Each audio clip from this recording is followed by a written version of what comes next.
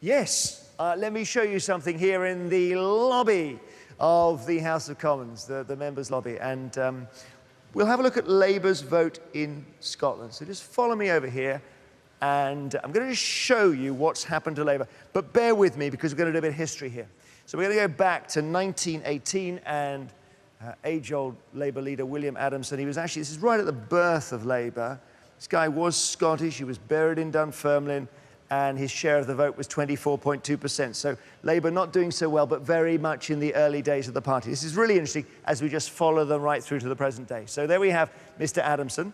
And up next we have 1931, Ramsay MacDonald, checkered history in the Labour Party, 32%. You could see them building here in Scotland. These are all the Scottish share of the vote in general elections. Let's bring on the next one here. And you could see 1945, and that is Clement Attlee. And again, building here, 47.9%. Who's next? Let's have a look.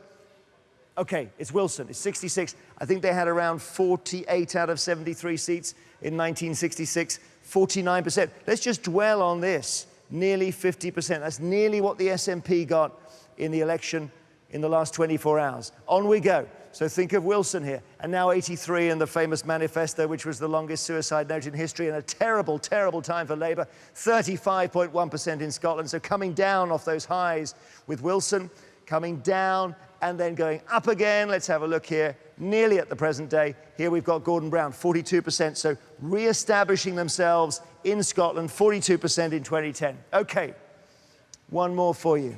So we've got those figures, and you sense here with Gordon Brown, you've got a stable Scottish vote in the 40s. They've been through the Michael Foot period, they've built, they've established themselves. Now look at what's happened.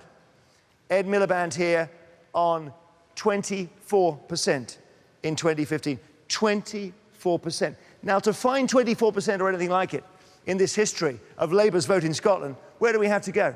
I have to take you all the way back to the beginning. You have to go right back to the very obscure Mr. Adamson here, and his great mitigation is that he was operating right at the very start of the Labour Party when they scored this 24%. After all this time, here we are, 100 years on, they're back where they started in Scotland. That is devastating news for Labour, devastating news for Labour in Scotland especially. Hugh.